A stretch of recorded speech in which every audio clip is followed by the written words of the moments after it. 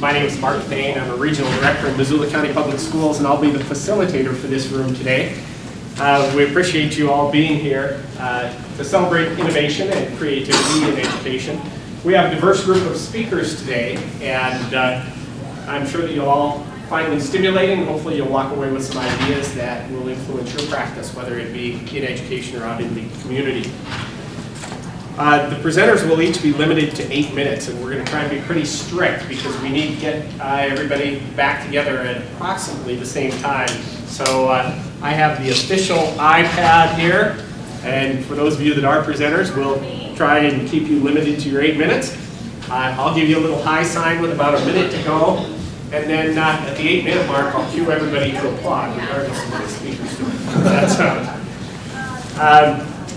The session will end, and we'll have just a couple minutes at the very end if there are some questions that we can ask of each individual presenter. But again, we'll hold those questions for about 2 minutes so that we can stay on time. Come on in, have a seat. Our first presenter today is Dr. Bradley Layton. He's from the University of Montana College of Technology, where he's an assistant professor and director of the COT's Energy Technology program. So with that, Dr. Layton. Thanks so much. So thanks for being here today. As Mark just mentioned, so I'm the director of the Energy Technology program. The program itself is 4 or 5 years old now, depending on the count, and it was really a reaction, or maybe even more of a vision of what is sort of next in energy technology. So we've heard about peak oil and things like that, and going green, and really one of the big tasks that I have is to synthesize a lot of what's going on globally in energy technology and try to bring that here to Missoula and make it relevant for a lot of our up-and-coming students as well as a lot of our displaced workers. So it's a very dynamic environment in which I work. So I'm just going to kind of highlight some of the things we do, show some of the successes, a few little some of the statistics, and go from there. So this is kind of straight out of the course catalog. This is what we do there at the COT in Energy Technology. So it's an associate's degree in applied sciences. We do have also dual credits. Some of our students are high school students that can come in and get college credit, or just go through the 2 years and go through the 2 years and hop right back to the workforce. As you'll see momentarily, I also have students come out with their associate's degree and then go on for their bachelor's of applied sciences. This is also kind of straight out of the degree requirements, gen ed requirements. Students typically top out at TRIG. What we're working on right now, though, is to develop an AS degree, which will allow students to more seamlessly go straight into their BAS. So I think this is somehow an auto plan. I'm not sure why. From there, though, they'll go into the energy core requirements. Energy technology is embedded in the Department of Computing and Applied Electronics, the ACE department. A lot of what we do also involves electronics. Then students do this all-important internships. As internship that James Stevens was mentioning, we also do this energy practicum, Energy 191, which is a hands-on 2-week intensive course. It's kind of a junkyard doors meets energy technology kind of thing. We have students scavenge parts and build. It's actually some pretty amazing things. Also working on a set of energy electives. These are going to be turned into tracks eventually, so if a student wants to focus on a particular technology, they can. Geothermal is a new one. We're also going to work on adding a hydrogen course. I'm not sure if you've heard or not, but apparently there will be no combustion engines on the road in about 60 years. In fact, the hybrid is going to peak soon and then fall to its demise as well. So, and we are lucky enough to have, I think, the only hydrogen fueling station in the state of Montana. Hope to get that operational as well. So, and so a few things we've been doing with the hands-on education. We just got back from the Shell Eco Marathon in Houston. You might have seen this on the cover of Missoulian a couple weeks ago. Here's the team. We did our 10 laps.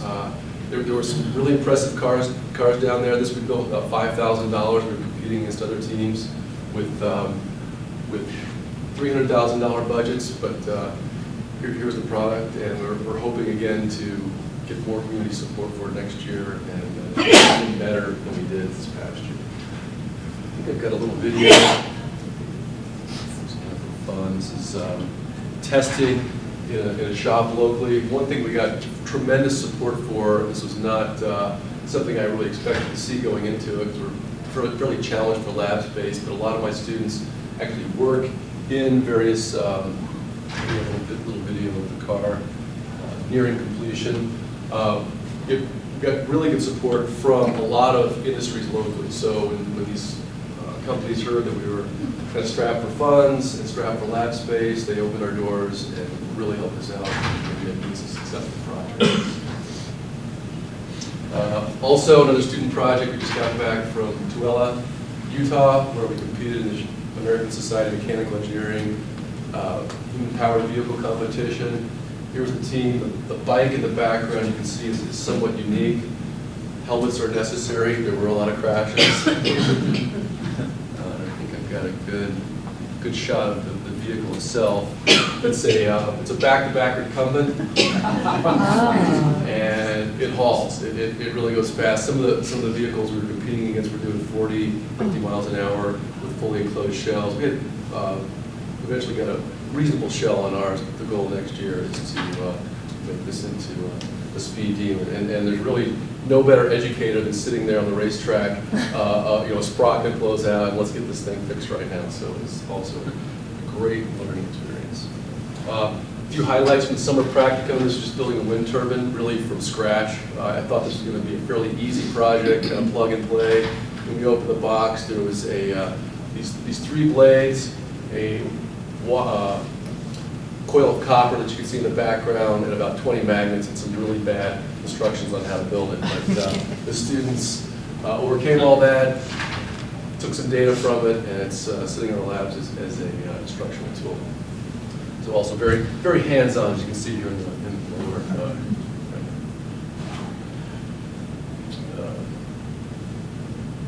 Next one. We also have a lot of good campus partners. I have a joint affiliate appointment in biochemistry and bioengineering, biophysics. I've got a doctoral student working on a project there. Also had great reception from Anasala, doing some collaboration there. I've had some pre-engineering students working with me. We've had fantastic support from the Crest Revolving Loan Fund that partially funded our solar car project.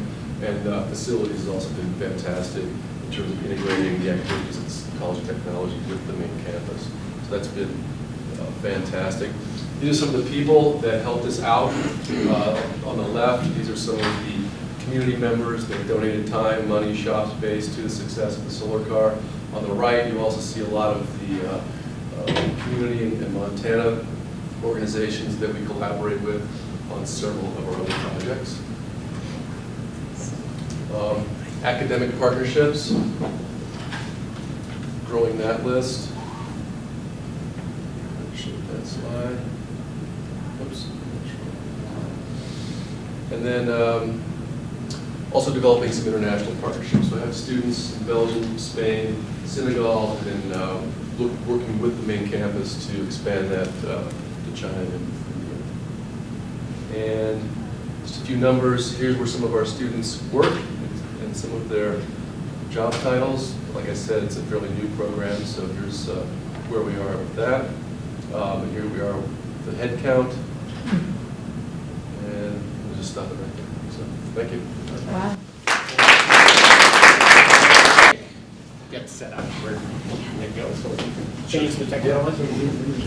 So if you could change or add additional connections with the main campus and other departments, which ones would you want? Oh, sure, that's a great question. So who would be the best partner? I think the business school is one that we've sort of been partnering with to some degree, but I'd like to see that strengthened. So this sort of idea of entrepreneurship, getting some of the hands-on things that I was showing you into a business mind and seeing where to take that. So I'd like to see more of that, for sure.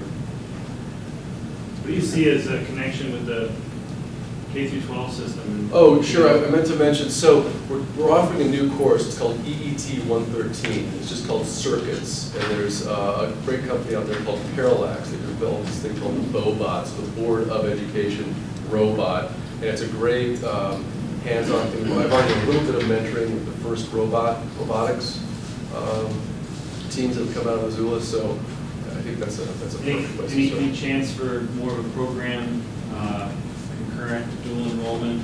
You know, it's been, I think if we're lucky, we get an English class or a math class, you know. Yeah, I think the courses are open, and you know, for the summer practicum would be a great thing to get high school students in, and the circuits course as well. So I just sent an email just now to Alex Apostle saying these are the courses I think would be most appropriate for high school students to come in and get the full credit. So yeah. Well, thank you very Okay, much. thank you. Appreciate that.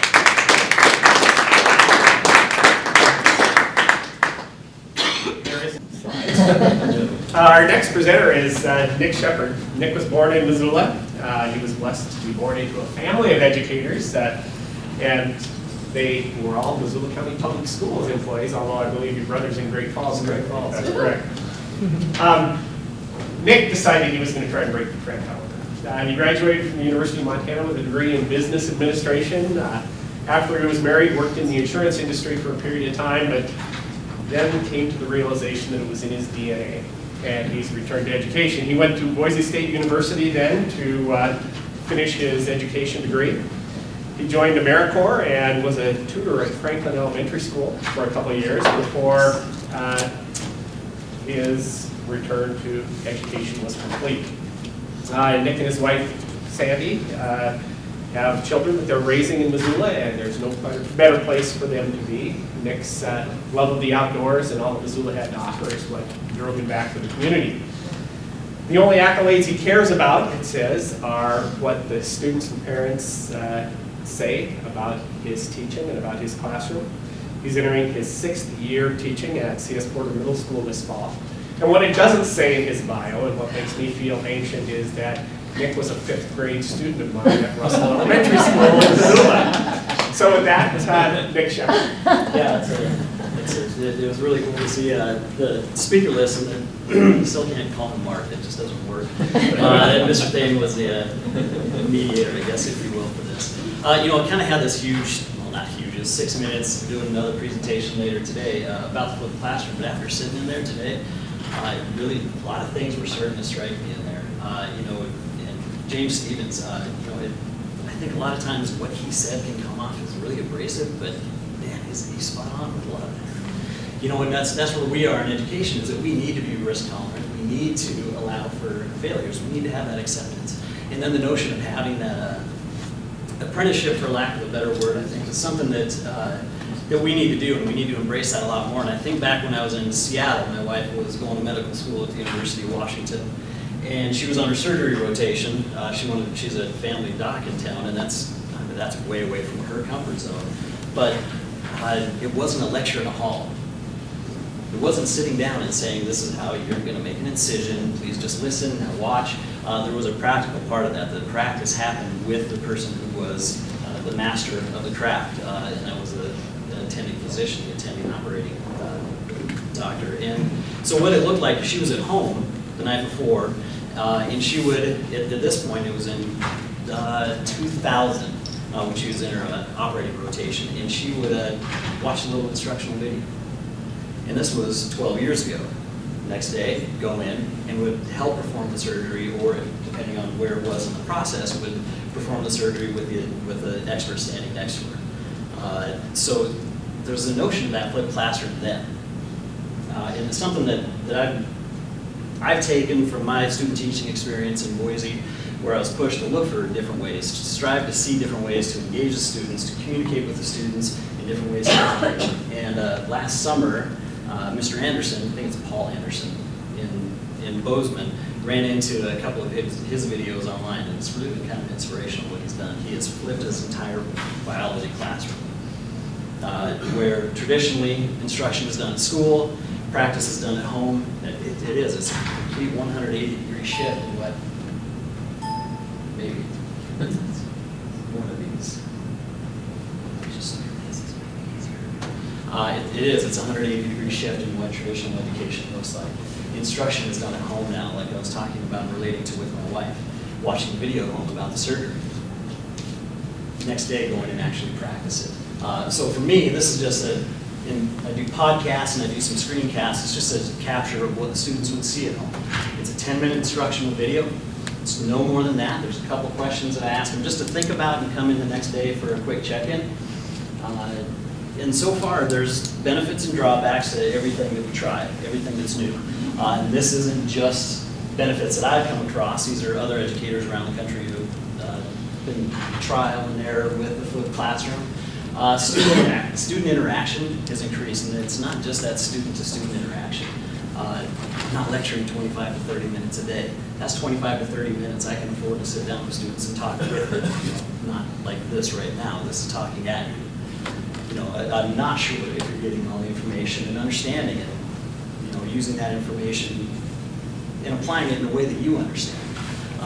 So that's increased. I get more day-to-day from sitting down with students than I would at any other time when I would be producing machines and just walk through the system. Thank you.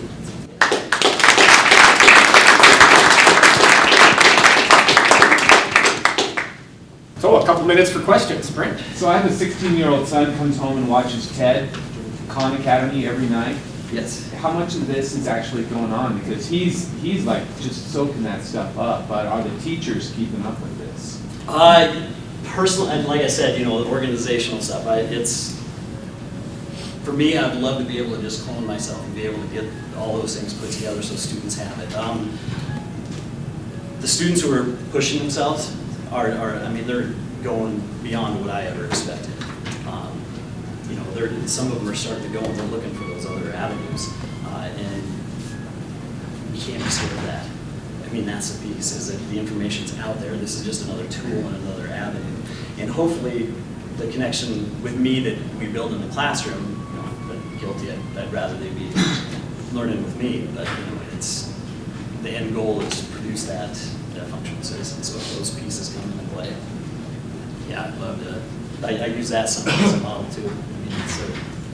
Solomon Khan has made some great strides with that. So Nick, you alluded to problems with access to technology and oftentimes in home, and you are in a school that has a lot of economic diversity. Mm-hmm. Do you have a significant percentage of your students who are not able to view the videos online at night?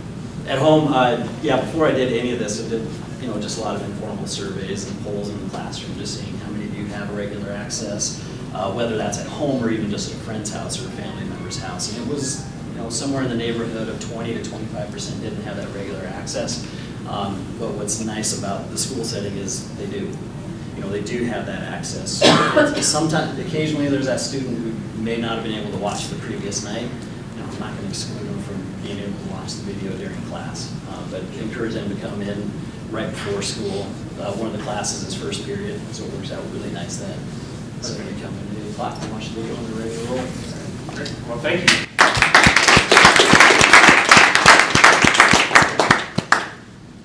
Our next presentation today is Dr. Obam's Chief Commercialization Officer.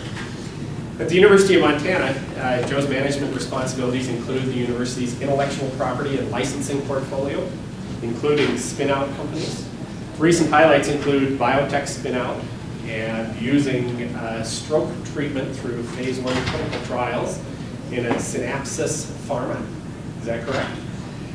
As well as clean tech spin-out, Rivertalk Renewables local expansion and the high-wage job creation. Joe also represents the university's economic development interests, working closely with local, regional, and state economic developers to leverage the university's research assets for job stimulation within the state of Montana. Prior to 2009 and his appointment at the University of Montana, Joe served as the assistant director at Mississippi State University's Office of Technology Commercialization, where he also served as licensing associate for several years.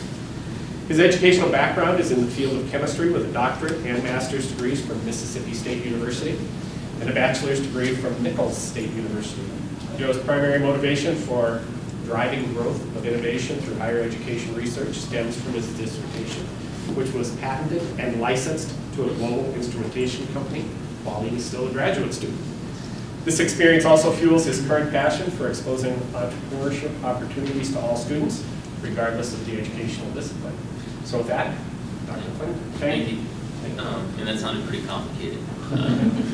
Thank you for the opportunity to speak this morning. I'm going to just give a quick overview as to how I see my role here on campus. I really view that I'm sort of the liaison between our research community here on campus, primarily in the hard sciences, and the private sector. The private sector could represent new companies, it could represent large corporations, it could represent investors and things of that nature. And so managing the relationships that come across between those two groups of individuals is sort of my day-to-day responsibility. And the goal of that relationship building process is really for the sake of taking discoveries that result from the research done here at the University of Montana and converting those into commercial products. And sometimes those products can result in jobs as well. And so I'll talk about an example of that in a little bit. Just to give a sort of a broad perspective as to why research and technology and commercialization matter for Missoula and matter for our children. I have 3, 7, 3, and 1.5. And so their future, I think, is in part in my hands as well when we talk about these types of things. I generally talk about 5 key impacts when we talk about research and commercialization at the university. I'll run through those quickly. The first is when we think about the $65 million in research that comes to U of M every year, most of this is from federal funding. These are grants that our faculty compete for, through the National Institute of Health, National Science Foundation, things of that nature. Of that $65 million that comes here, roughly 60 to 70% of those funds go directly towards someone's salary. So it could be a full-time research faculty, it could be a technician in a lab, it could also be administrative support. So that's direct job creation that comes from U of M and Missoula being involved and engaged in research activity. The second effort has an impact on student opportunities. Just a couple of examples there. One is it helps to fund science students to work in labs as they advance through their educational process. And so the $67 million represents over 100 of those opportunities per year for various students. We also have a number of internships directly in my office, and so we sponsor law school students to come in and help us out with intellectual property issues. We fund business school students to come in and help us with business negotiation issues. And we also have some more technically oriented folks in the sciences that come in and help us to deal with more of the science aspect of the commercialization process. So the research activity also, of course, creates a lot of opportunity for students. The third area is intellectual property. So when you think about creativity and new ideas, in a corporate sense, most people still realize that universities that are conducting fundamental research on disease and the environment are really the breeding grounds for new technology. And so we typically translate that into intellectual property, which we think of as patents in a general context. So the university research generates intellectual property. That intellectual property can then generate companies. And just in a simplistic way to think about that, if you think about new technology that really hasn't had a proof of concept or anything of that nature, it's oftentimes difficult to find a large company willing to develop a product. And so that forms the basis for investment capital and creating new companies and new jobs in our community. I'll talk about an example of that in a second. And then the fifth area is products. And this actually stimulates from the idea that we as taxpayers fund research. And so what is our return on our tax dollars? And so this ties back to federal legislation actually in 1980 called the Bayh-Dole Act. And really that federal legislation gave universities the front seat to be engaged in the commercialization process. And the real goal is to say, how is research investment impacting our day-to-day lives? And we can say that that happens in the advancement of knowledge, a better understanding of disease and things of that nature. But we live in an environment today where that's not good enough. So the question is, how is the return on that investment measured in terms of new products and new jobs? And so that's really the fifth area of impact. So just again, direct job creation, student opportunities, intellectual property, companies, and new products are sort of the 5 key areas of impact when we think about innovation and creativity as it relates to research and higher education. So I want to sort of translate that into an example. In Rivertop Renewables was mentioned. There are a few others we could talk about. I'll use that as an example. If we think about the research component, it started back in the 1980s. There was a guy named Don Kiley who was interested in carbohydrate chemistry, and that's more of a translated into renewable chemicals today. At that time, it wasn't as hot of a topic, of course, as it is in our economy today. But Don was a forerunner in that. And so years of research he built up, he graduated students, secured research funding, and around 2000 that resulted in some new intellectual property. And really this new intellectual property stemmed from the idea of a replacement for phosphates. The replacement is called butyric acid. This is pretty expensive to produce, and so we had a new process to produce this at a much more economical rate. We find phosphates in detergents, road salt additives, things of that nature, so natural products that we all use on a day-to-day basis. So Don continued to research and prove this concept, and that resulted in a new company around 2008, Rivertop Renewables. And they raised a little bit of local money here in the community. Don was still running the company at that time, and they started to hire a few folks. And in the past year or so, they brought on some more business-oriented individuals, people that had run young companies before, raised investment capital. A guy from Glasgow, Montana, Jerry Kolstad now runs the company. He spent a lot of time on the West Coast in the past 20 years running companies. And so Rivertop today now represents 15 employees. These folks are making on an average 3 times the average Montana wage. So these are high wage jobs that are being created. In addition, they're expanding. There's a construction project that the university is involved with that will complete in July, and that will allow them to grow to approximately 30 employees and to ultimately bring their product to market.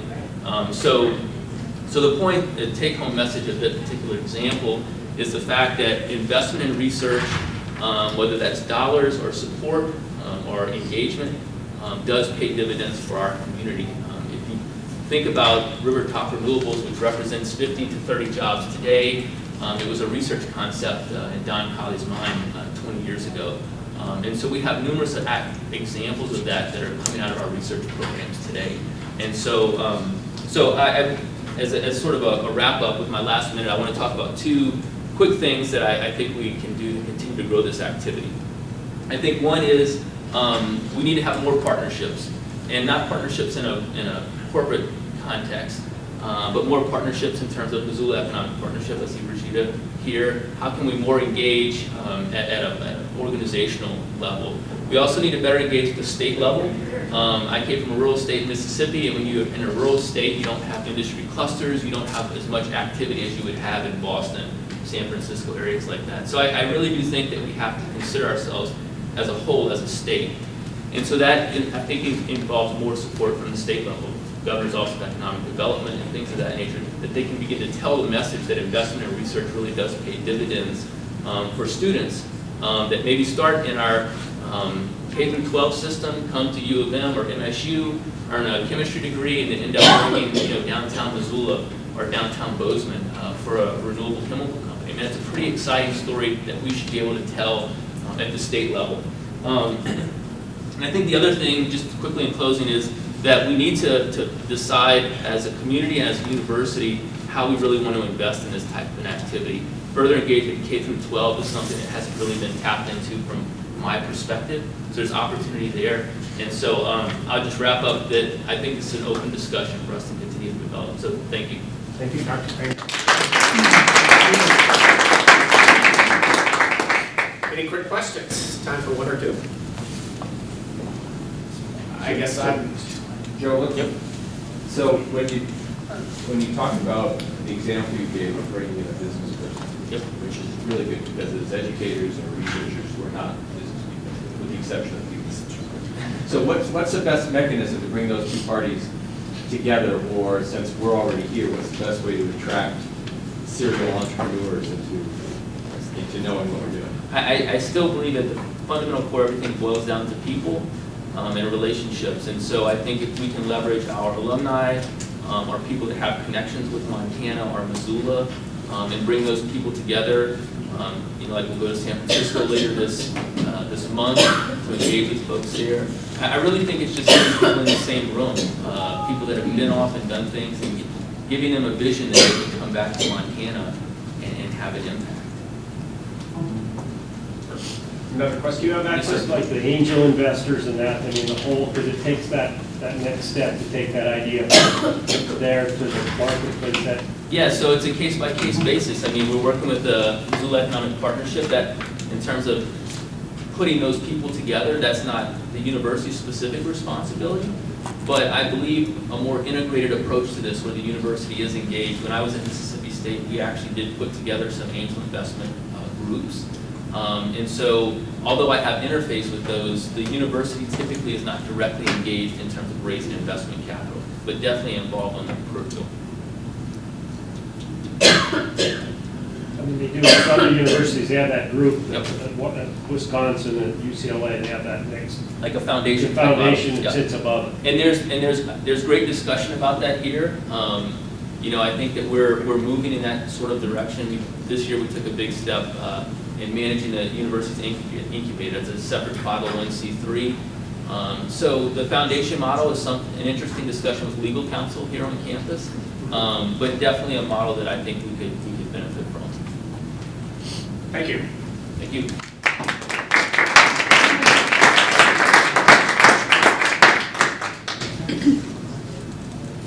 Our next presentation this morning is Big Sky High School's Health Science Academy. Its title is Systems in Sync. The presenters are Bob Allenbecker, who is a teacher at Big Sky High School, and Melissa Riley, who also teaches at Big Sky. Bob's been teaching for 4 years, during which he's taught IE, SBS, biology and geology. He's also excited about the change and will be part of the team next year as they open the Health Science Academy at Big Sky. He's been part of the design team in the process of creating the first career academy in Montana. The primary focus of the academy is to increase relevance in the high school and to promote post-secondary education by integrating across the disciplines and providing professional experiences for the students. In addition to implementing the Health Science Academy next year, Bob will begin teaching a class of his own design, geared toward teaching students about the concepts of energy efficiency and alternative energy. Outside school, Bob enjoys anything outdoors, especially hunting, gardening, mountain biking, and floating. Melissa was born and raised in Missoula and is a graduate of Big Sky High School. She's a teaching alum. She's also a graduate of the University of Montana. Loves everything Western Montana has to offer, including hiking, skiing, rafting, biking, just to name a few. She enjoys playing sports, spending time with her friends and family, and of course, spending time at Flathead Lake in the summers. Her favorite part of being a teacher is the students, working with and connecting with the students is the best part of her job, and inspiring students and watching them succeed is her greatest reward. So with that, Bob and Melissa. Well, like Mark said, my name's Bob. This is Melissa, and we're part of the design team for the Health Science Academy at Big Sky High School. And the success of the academy really depends on the synchronization of all the components in the education system. And it's that synchrony that's going to make the Health Science Academy at Big Sky High School different than anything we've ever seen in the state of Montana. So we're going to have you watch a short slideshow, and it's going to describe the ways that we're going to make connections between all the key players in the education system. And while you're doing that, Melissa and I are going to get our morning workout in by jump roping and trying to stay in sync. Which might not work. We expect I to be a better little do this. closer. I apologize if I hurt anyone. Wait till it starts. I don't know how we can do this.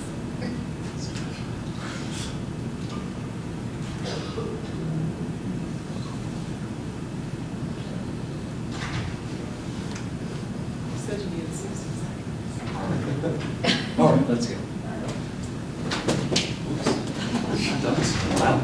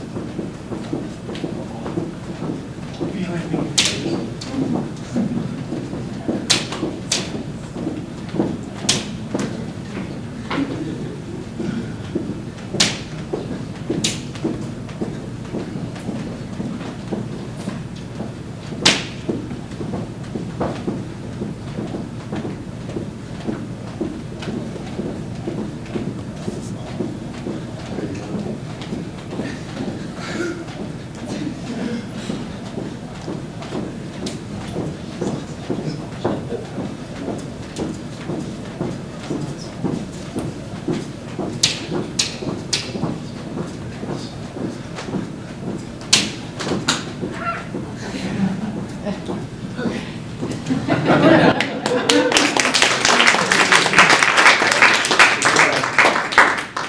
you for bearing with us, not bad. I actually thought I was chosen to speak. So our academy next year is really a supportive, smaller learning community. And just kind of what you just saw up there, it brings together the parents, the teachers, the students, and the community, which consists of the business community, university, the COT, our hospitals, and, oh, excuse me, a lot of shape. And it really, we're bringing all this together to design really intellectually challenging learning experience for our students. It's a rigorous program. It's going to prepare students for any post-secondary opportunities they want to delve into, whether it's in the health sciences fields or not. And, you know, we really want to help develop our students to become responsible, caring, productive citizens of the Missoula community. So. A minute of jump roping really got me into it too.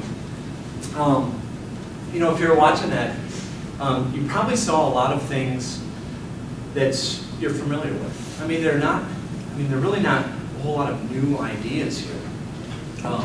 I'd be willing to bet most of you in here have heard of service learning and project-based learning and integration across the curriculum and internships and externships.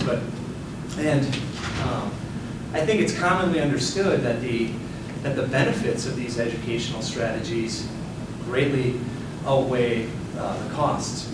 So why don't we see them more in our high school? Why is it that high school education is still fragmented into the disciplines? Why is it that still so many students aren't making the connection between their education and post-secondary success? And that's where the academy comes in. And those are the problems we look to address. So, you know, we hope to synchronize all these key components in the educational system so that we can more efficiently educate, nurture, and grow well-rounded students. And the academy is a mechanism for that.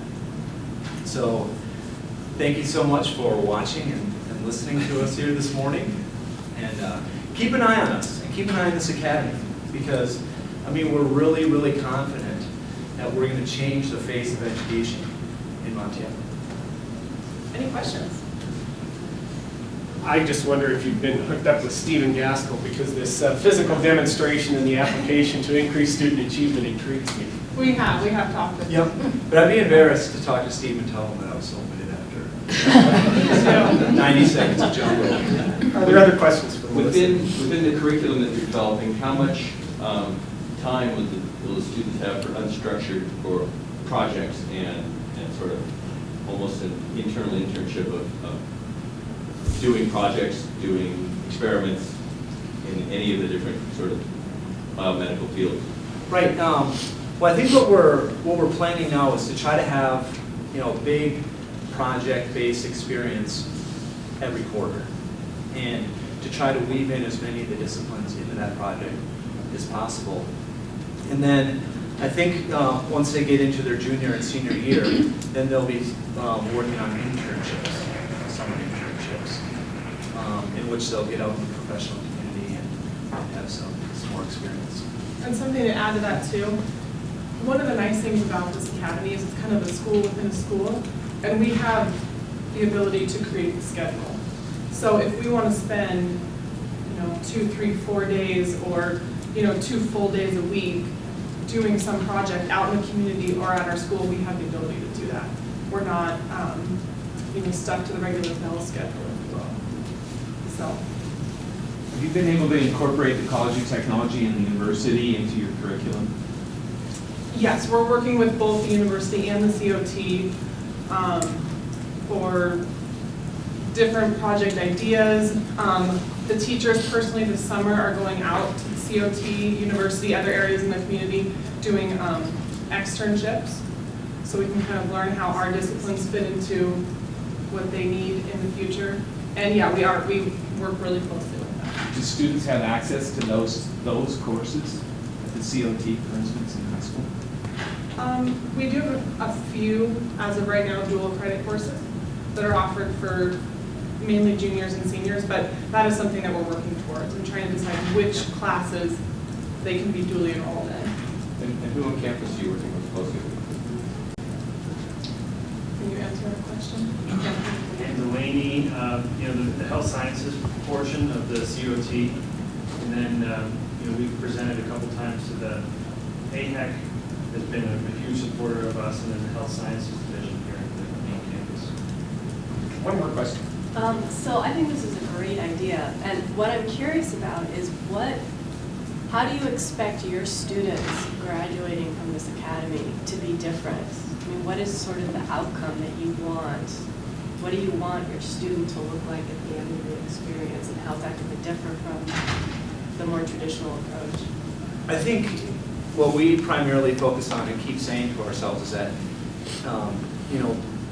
we're not trying to produce doctors here. We want to produce well-rounded individuals that are going to seek post-secondary education. And, we're really trying to target that group of students in the middle and get them engaged in education, get them thinking about their future. And as a system, start thinking about a 6-year plan, okay? How can we move these kids through high school and then give them a step up when they leave high school? Thank you.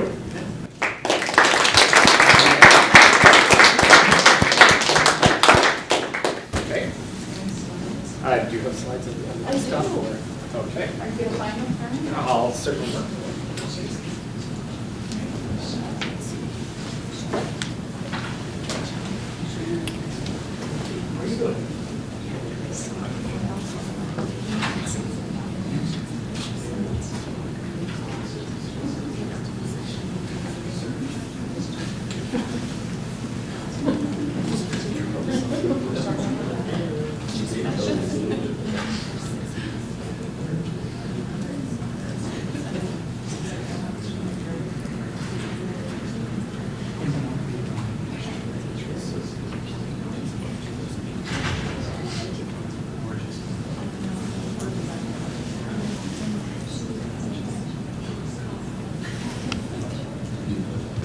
Switch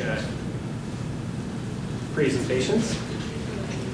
I appreciate your patience. Our final presenter today is Michelle Knockleby, and Michelle has been a librarian for 20 years, currently serving at Hawthorne Elementary School in Missoula County Public Schools. She's embraced the changes that the information age has brought to her position as well as to the schools in general. In addition to teaching, she offers frequent instructional opportunities for teachers by speaking at conferences as well as offering in-service opportunities within her building. She's a proud Missoula native, where she and her husband Conrad have raised 2 children of their own, as well as assorted strays that have wandered into their lives. In her leisure time, she enjoys moonlighting as a freelance costumer for theater productions. With that, we welcome Michelle Knockleby. Thank you. I feel really lucky that I get to work with the littlest learners in our district. They're so much fun. I find that their writing has such a fresh perspective and would never fail to delight. Even the most jaded reader would just love to see our kids writing. And one of the things we have going in the library is a master teacher from Missoula Writing Collaborative who works during lunch periods with small groups of kids, developing their writing, the editing process, illustrating, and finally she makes these beautiful little cloth-bound volumes that they get to take home. She also makes photocopies that I get to keep in the library. They're fully cataloged and barcoded so they can circulate and so forth, but they tend to get lost and because they're just little paper things. And Marky's working with these kids, and I said, well, Marky, what if we digitized the work you do, because it's too delightful to have lost. It really is. And so it kind of led us to start playing with different publishing options for our kids, and that was not the button I wanted to push. English apparently. Where's my advancing? Let's see, how about that? How about that? How about this? There we go. All right. This is a child's volume. He's a little kindergartner. I published it on Valentine's Day, and since Valentine's Day, it's had 1,500 views, which is remarkable authorship for a kindergartner. He doesn't know really what the difference is between 15 and 1,500, but you can imagine how motivating that is for him. And how delighted our community was. I put it on our library Facebook page, and it just obviously has been very popular with the community. This is a service I first started using. It was super easy to use. I could just turn the children's work into PDFs and dump it into this Mag Cloud. And it also offers to print the volumes when they're done. They end up looking something like this. And it's really affordable, which I thought, wow, that has some fundraising ramifications perhaps. I thought, I myself would rather buy copies of my child's work than cheap chocolate and wrapping paper, which is the way we usually try to make a buck. So the parents can purchase volumes that are already bound, or they can download it onto their reader, their device. And it's just been a really fun thing to collect the children's work in this way. And I thought, well, what I'd really like to do is take it up a notch and capture the child's voice as well. So I started looking at some other options for publication, and I found a site that would let me put in audio objects, video objects, flash objects if I so chose. And so I'm starting to play around a little bit with that. This is another kindergarten sample.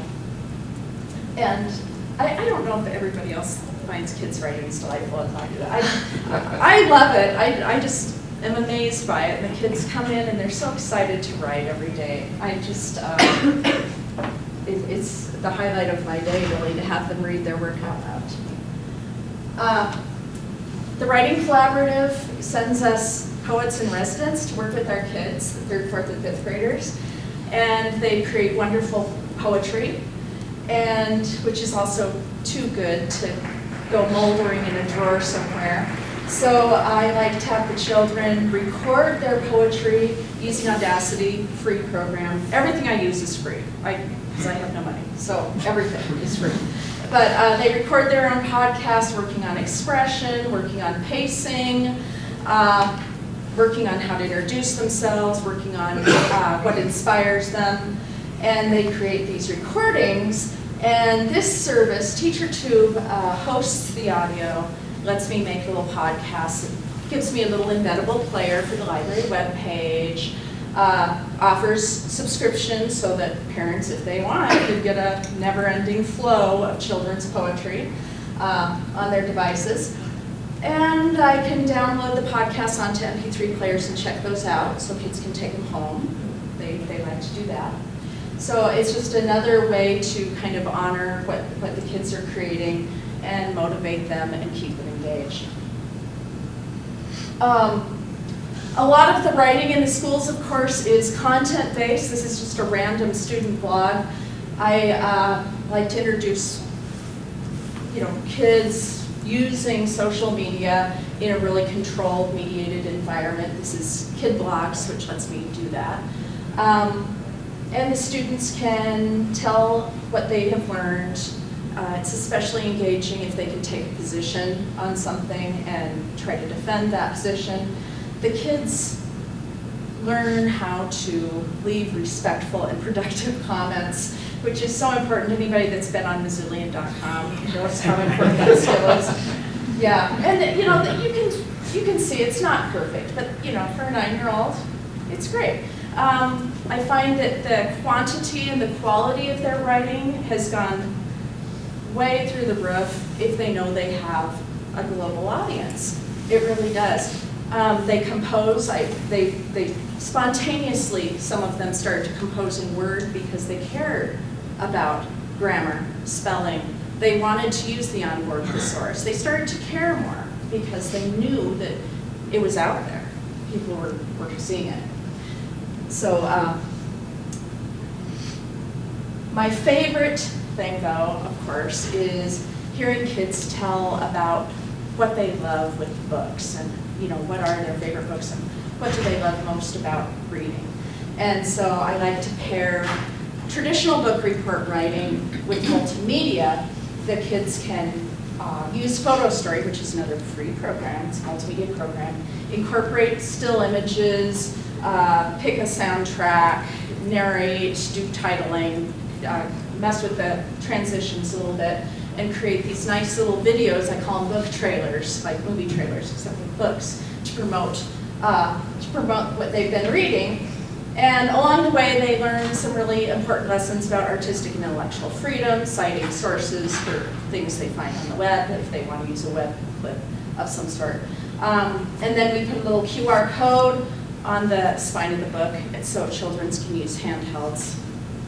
Ideally, they could use handhelds to scan the code, and it would load the little videos that their peers have created. We have had some real challenges with our filtering system, allowing this to work the way I had envisioned. But I'm not giving up. I'm going to keep working at it. So, in closing, I wanted to say that my webpage has tons and tons of children's creations that I hope people enjoy. I try to put it out there on, you know, Twitter when the kids make something wonderful, or on our school webpage, or on our school Facebook, and it kind of gets out there, and I feel that it really empowers the kids, and I like to see them identify as creators instead of just consumers of information. And also, it'll give, you know, their prospective girlfriends, parents something when they Google them, they'll get a positive digital footprint instead of party pictures, you know, someday. So I'd like to think that I'm contributing to that. And I invite you to try some of these tools just in a small way. They're great. So thank you.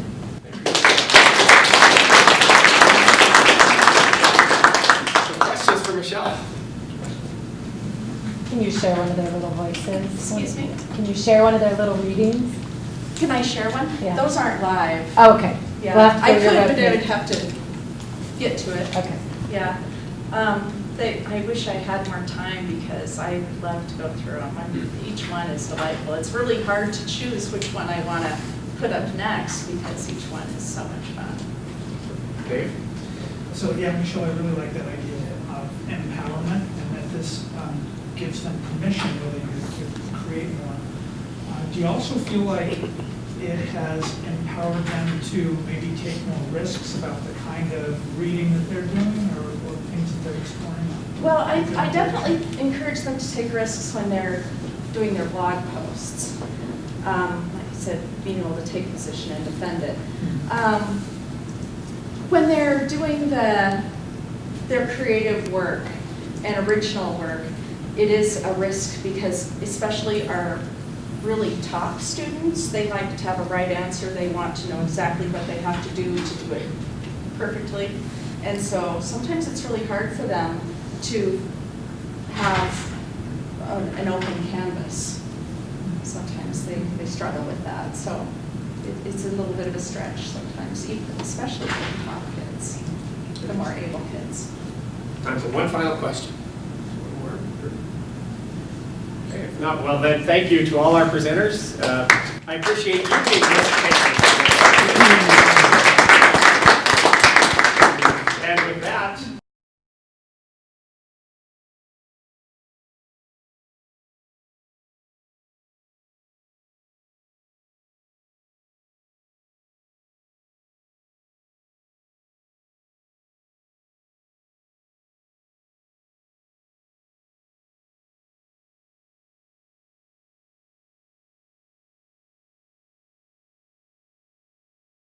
I'm Karen Allen, and it's my pleasure to get to be here for this day. One of the things about collaboration is that it's an experience where you don't get to control things.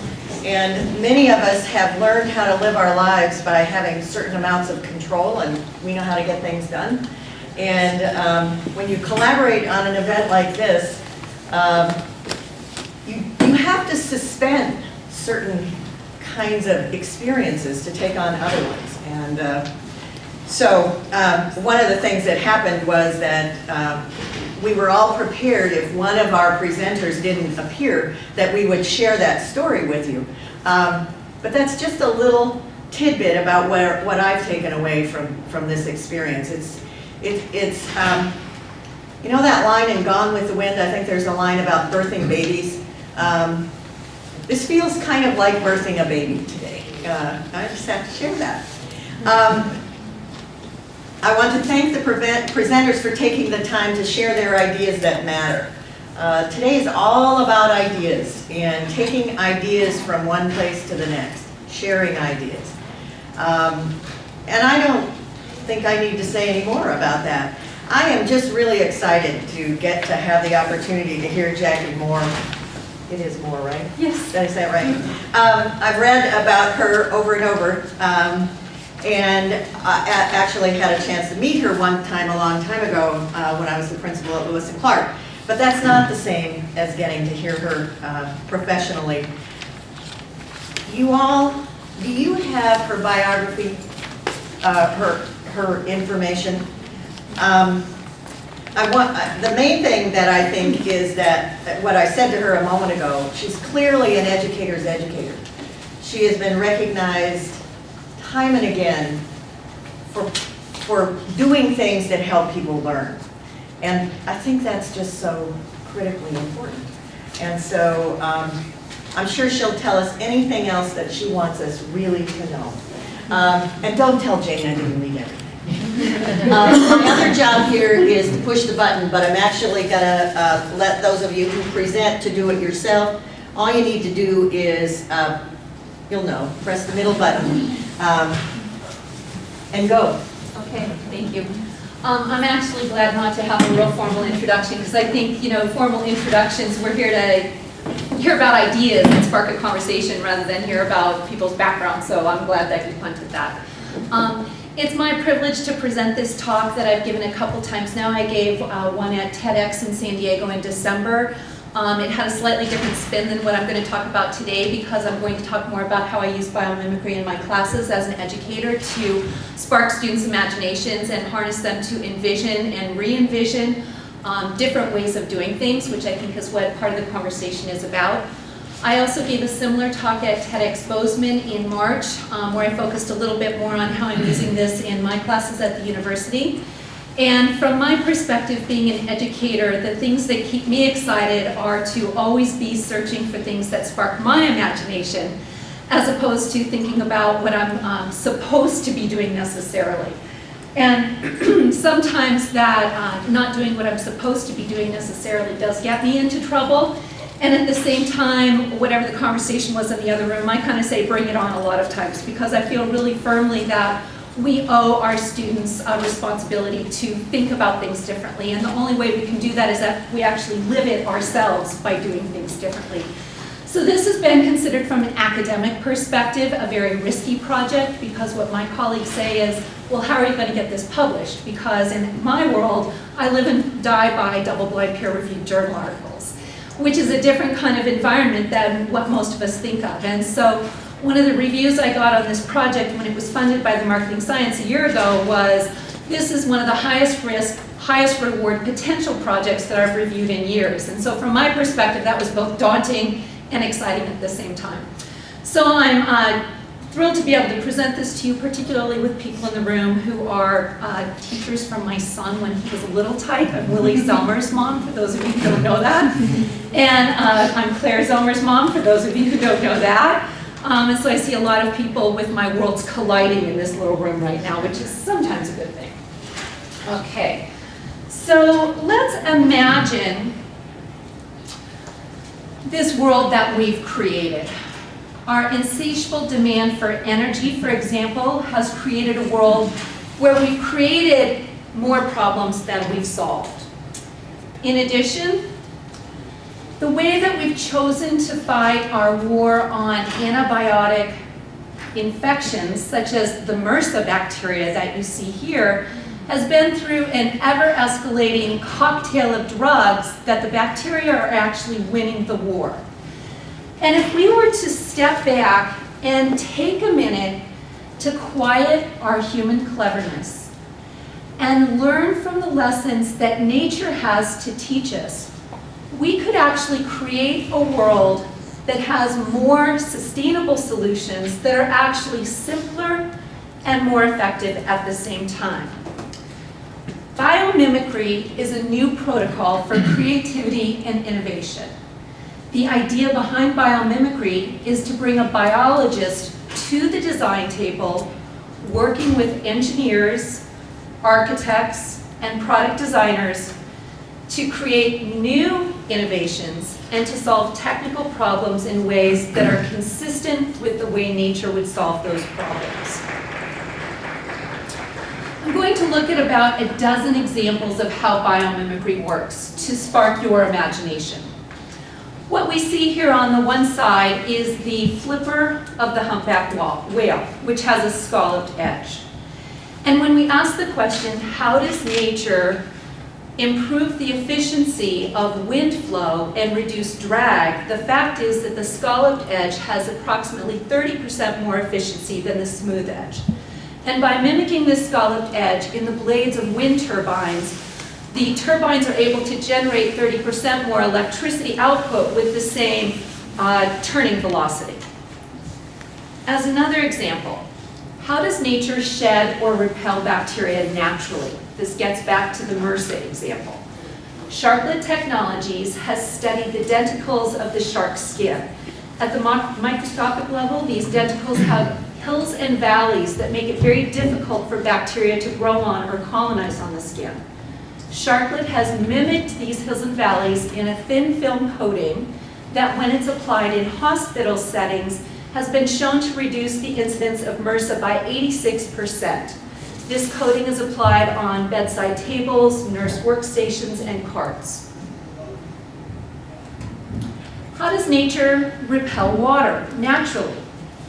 Green Shield Technologies has created a fabric finish that mimics the lotus leaf. This is called the lotus effect. And this technology that is applied now in upholsteries, in automotive, and office furniture is made with no VOCs, volatile organic compounds, that are a key source of the pollutants in creating this water-resistant finish for traditional technologies.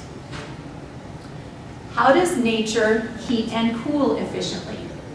By studying the structure of a termite mound and mimicking that structure in this building in Zimbabwe, this building uses 90% less energy than a traditional building in maintaining its air temperature in Zimbabwe. And the cool thing about these termite mounds is, despite temperature fluctuations that go approximately 40 degrees either way, it maintains a constant air temperature of within 2 degrees Celsius on a constant 24-hour basis.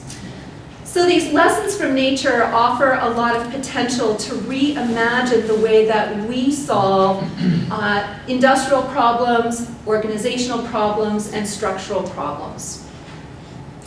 How does nature create strong, resilient materials? By mimicking the ingredients or the recipe for how coral reefs are grown, Calera cement has actually been able to sequester CO2 from the environment rather than emit CO2 in the cement manufacturing process. How does nature create strong adhesives, particularly in water? By studying the secretions of the mussel shell, what Columbia Forest Products found was that the secretions have a very unique molecular structure, and when that molecular structure is mimicked in a soy-based protein, they can actually create a formaldehyde-free plywood that not only is water resistant and formaldehyde free, but it has enhanced durability as well. Now, I could go on with many, many other examples of biomimicry, and I hope that the few that I've chosen spark your imagination. The things that they have in common is that they all rely on lessons from nature. Nature has taken 3.8 billion years to refine solutions to problems. And the beauty about these solutions are that they Life begets life. They tend to be adaptable, resilient, self-generating, things that we typically don't think of when we think about the human inventions that I started with that have created many of the problems we now are asking our next generations to actually clean up and solve. Just a couple more examples here. Glass that is collision-free glass for birds. I'm trying to think of the number. It's over 100,000 birds in Germany are killed each year by collisions with glass. This is a German product that's being introduced into the United States. And finally, one more example is carpet tiles. Carpets are made with heavy petroleum-based products. And what Interface Floor has done is they allow the flooring to be made not only without petroleum, but they also allow only the small tiles to be replaced that have wear patterns as opposed to the complete tile, the carpet itself, based on using a random pattern so that you don't have to worry about matching patterns or diamonds. Okay, so how do I use this in my classes? Biomimicry does capture students' imaginations. And you find yourself asking the question, as we heard earlier today, what if? Now, the difficulty in using biomimicry is that it does require integrating the voice of biology, and most of my business students in marketing at the university are far removed from the biology classes that they took a long time ago. So getting up to speed on the biology is one hurdle that needs to be overcome, and I'll tell you about some of the resources that I use to overcome that hurdle in a minute. The fact is, my students that you see here are actually working with these companies in their biomimetic process to help develop commercialization plans, because these products won't be successful if they're not marketed to an appropriate target market with a commercialization strategy behind it. We in Missoula, Montana are at a very unique place in order to incorporate biomimicry into our classes. This is not only because most of us who live here have this abiding love for the beauty of nature and want to find ourselves in and using nature on a daily basis. That's true for our students as well. But we also happen to be situated just down the street from the world headquarters of the Biomimicry Institute, which was founded by Janine Benyus, who is one of the lead movers in this biomimicry movement. And when I study this in business, it is called a movement. And in fact, that is part of the pro and con of biomimicry, is that for some business people, it seems a little bit too cultish almost, because it has this feeling of you have to talk the talk and walk the walk, which I think is also the promise of biomimicry, that it's not this one-off sort of do business the same old way while we mimic something from nature. So we in Missoula have this unique opportunity to bring biomimicry into our classes. And when I heard Janine Benyus speak 4 years ago on campus, I thought to myself, I am going to bring this to my students because it has such power. There are many, many books on this topic, and I have highlighted Janine's here. It is a very dense book, and it's hard to get through if you're not a biologist. And again, speaking about the difficulty of harnessing this, that is one of the big issues. I see that I'm over. I'm going to finish up. Okay. There are many, many organizations that are offering training on biomimicry, and I wanted to just highlight a few of them here. Biomimicry 3.8 is the new brand name of the Biomimicry Institute and the Biomimicry Guild. It's a combined umbrella organization, and this is Janine Benyus's and Dana Baumeister's organization. They are both graduates of the biology department and the environmental studies department here at the university. They have started regional clusters. There's Biomimicry Oregon, Biomimicry South Africa, Biomimicry Netherlands. I could go on, Biomimicry Texas, Biomimicry Vancouver, BC. There are many biomimicry organizations, and what they excel at is they have resources on the Biomimicry Institute website for K-12 educators and university educators. Case studies that are incredibly useful. They offer workshops called Biomimicry in Your Backyard, and I was fortunate enough to attend one of these. And again, as I get to the finer details of using biomimicry from a biology perspective, the promise seems even more promising to me rather than more daunting. In addition to this, they have an education summit for educators every summer. This year it's in June and it's in Portland. And I did go to this in 2010. Incredibly useful resources for educators. So I wanted to highlight the Biomimicry Institute's programs in this room. They also have a website called asknature.org. This is a screenshot from that website. Anybody can use this website, and you go in and you type what your question is. How does nature, and I gave you a whole bunch of those questions earlier, how does nature create strong, vibrant color with no chemicals and no electronics? And in this particular case, the website comes up with a taxonomy of organisms, peacock feathers, butterfly wings, and then it tells you how those butterfly wings actually have this magical ability to reflect light rays at different UV spectrum that creates this unique color. And then it tells you what products or processes that this has been incorporated into the technology and whether that technology or product is available for licensing. So it actually goes through this process, and it is just an amazing website. Not only because my daughter did an internship there and was helpful for, was used to download some of these images for the website. I thought it was a really unique sort of intersection again with Missoula and kind of my work. This is an amazing mind-shifting experience, and I hear this repeatedly from the business people that I work with. And I'm not talking about my academic research project on this today, I'm talking more as an educator today. And as an educator, I really like the multidisciplinary aspect because it's where at the margins of our disciplines that we unleash new potential. So this discussion about how do we create collaboration in our groups has been a critical hurdle for me to overcome, and I have to model this on a daily basis with my students who are working in cross-disciplinary teams, and they find it very difficult to understand the language and the paradigm that somebody else brings, but that's where the potential is, I believe. Again, in Missoula, I think we're very uniquely situated to do this, and I urge all of you to think about if this sparks your imagination, how can you learn more and how can you bring the power of this to your classes simply by asking the question, how would nature do that? Thank you.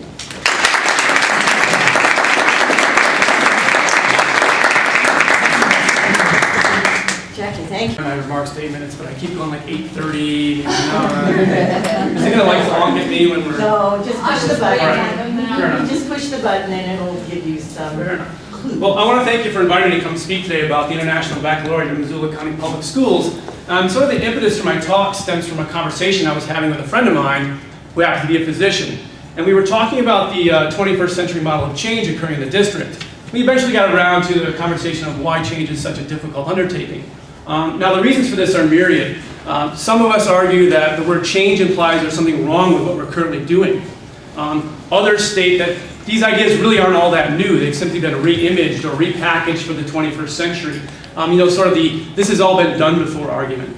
And others still argue, and I think with some validity, that we really are already meeting the needs of our students. There really isn't a fundamental need to change. And finally, my favorite, who's going to pay for all of this change? And so, as we were having a conversation, my friend made a comment that really forced me, I think, to reevaluate my views. She said, you know, Kevin, if I was practicing medicine the same way today as I was 10 or 15 years ago, I wouldn't be a very effective physician. I think life often strikes us with epiphanies at the most opportune times. And these epiphanies can often lead us to new paths of understanding. I'd never really thought about the question in quite that light before. And I just began to think about that. And I thought, wow, how much innovation has occurred in the medical field in the past 10 or 15 years? How many advances have been made in medical technology, medications, in surgical procedures, in medical imaging, to name just a few. It's been truly amazing, the changes that have happened. Compare someone who had a knee surgery operation 20 years ago to one who had the same procedure done yesterday. Which knee would you choose? I think it's pretty obvious. And this isn't just confined to the medical field. Think about computers. What if the Steves, Wozniak, and Jobs, after creating Apple I, threw up their hands and said, that's it, we've mastered the personal computer. We're done, now on to something completely different. Could they in their wildest imaginations have conceived of a computer you could fit in the palm of your hand? And yet, we've had 3 iPad iterations in the last 4 years. Pretty amazing. And this isn't just confined to things like this. What about auto mechanics? Would a person trained to work on automobiles in the 1950s be equipped to handle today's engines? I don't think so. When I think about change and the importance of change, I think about my grandfather and the sort of the rapidity of change as well. He was born in the early 1900s.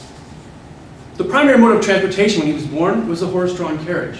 Within his lifetime, he landed on the moon, and he was able to watch that in his living room on a television set. Without sounding, I guess, too cliche, the world is constantly changing around us. Amidst these changes, however, the goals of these endeavors have remained constant. Medicine will continue to find ways to heal the sick and improve our quality of life. Auto mechanics will continue to try to keep me from ruining my car, right?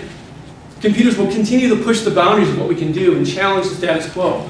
The goals of these endeavors have remained unchanged, but the way we go about achieving those goals has changed markedly in the past 20 years. We've learned so much since then about how to do all of these things better, more efficiently, differently. This eventually led me to education, and I began to ask similar questions. How much has changed in what we know makes effective teachers and capable, engaged students? Well, it turns out we've learned quite a bit. But this brings up a secondary question. Have our classrooms incorporated these new understandings? How much has changed in the delivery of content in our classrooms, in our interactions with students, in the development of our lessons? What if I videotape my classroom from year to year? How much variation would I observe? Would my lessons be any different? Would I be telling the same jokes tomorrow that I told 10 years ago in the same places? What would really change in the way I deliver my content? So I thought about that a lot over the last couple of days. And I look back on my own experiences as an educator, and I have to say, I don't think I started out as a very good teacher. In fact, I feel so bad, I want to go back, find my earliest students, and apologize to them. Because I've learned so much about how to do it better. I live and work with this sort of a deep sense of commitment, as we all do, to the students in my classes. And it's with that realization that I keep the image of a video camera playing in the back of my mind, continually asking, yes, but can I do this better? I thought about my own experiences as a learner. What do I remember from my own education? And I have to say that some of my memories are a little bit bleak. I can't tell you the name of one person who was an educator of mine in high school. The same for my undergraduate work.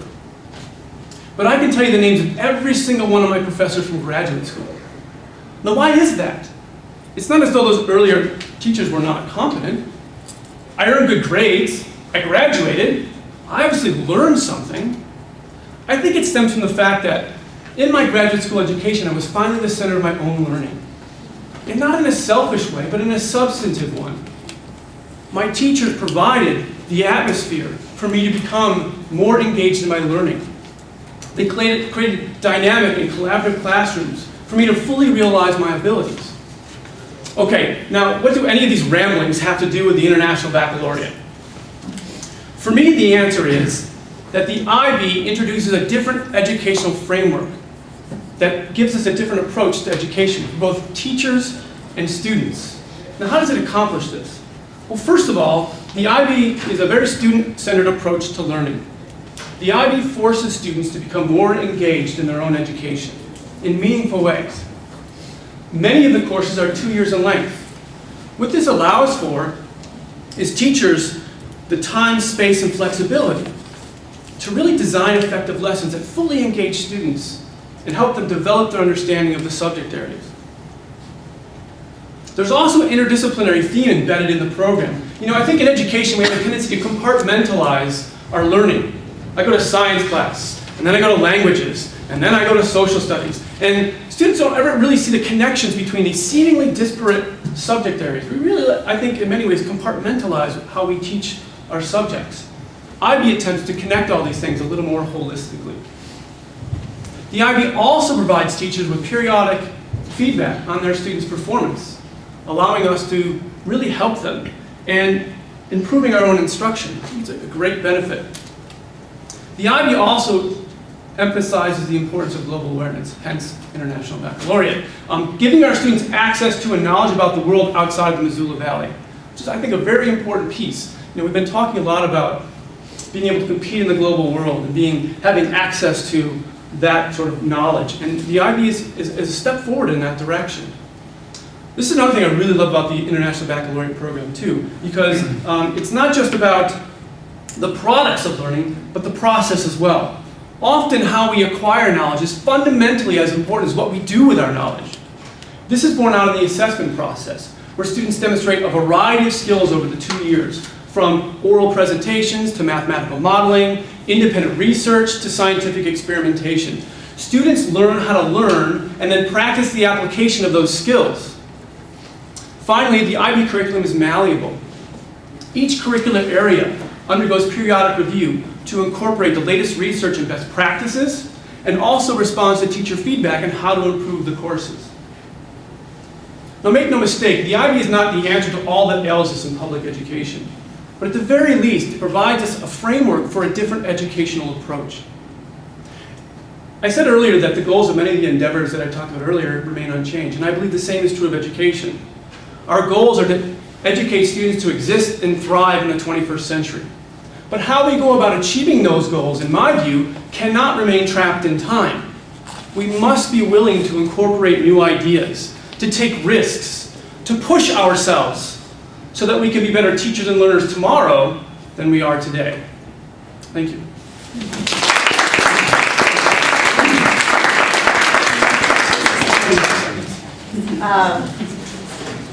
Just another wonderful opportunity to learn. Kevin, thank you.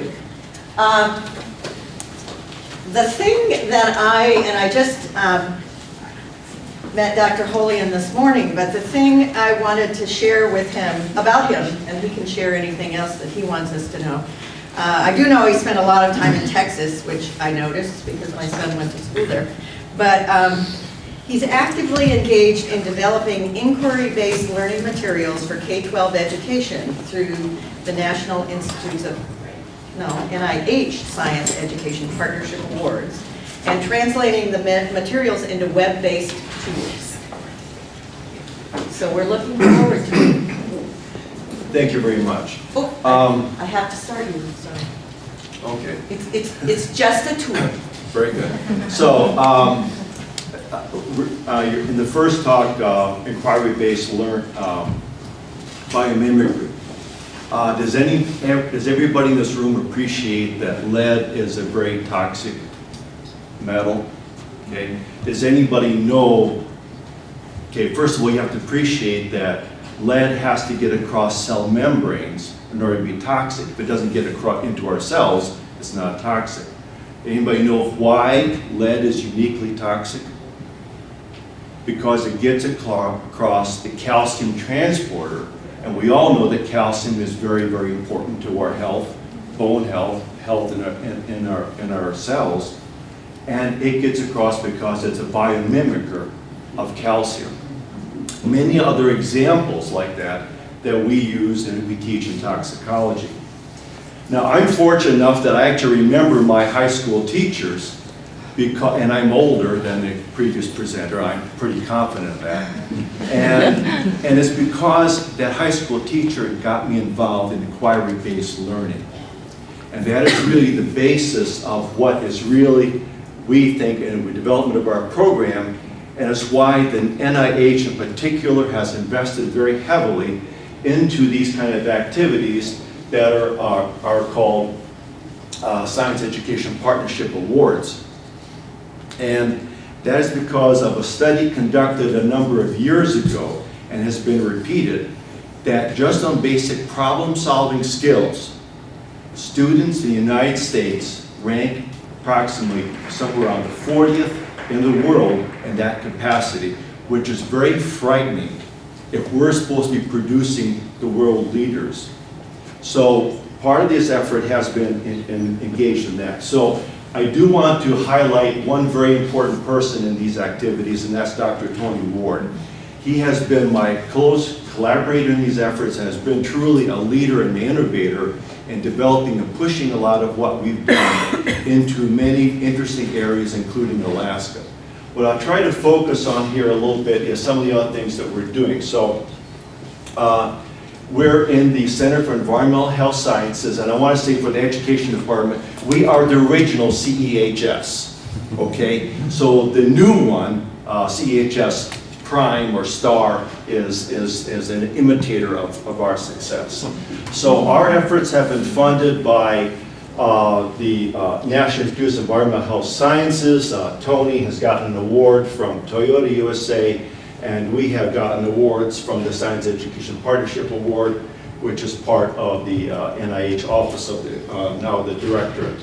So a little bit about the success of our program, just examples of what happens if you do inquiry-based learning, that highlighted that treatment students developed a deeper understanding of scientific research than did comparison students. So we had an important aspect of all of everything we've done has been full evaluation.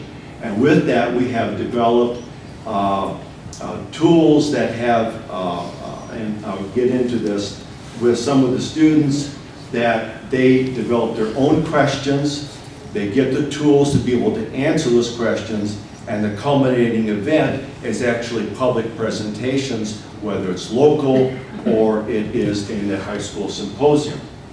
So to date, the air toxics program that really Tony pioneered at Big Sky High School has now reached over 1,500 students in Montana, Idaho, and Alaska. There's 19 high schools that have been involved over time, 3 junior high schools, public and private, 2 Native American colleges, has even engaged some college level students, and we've also been engaged with the SKC.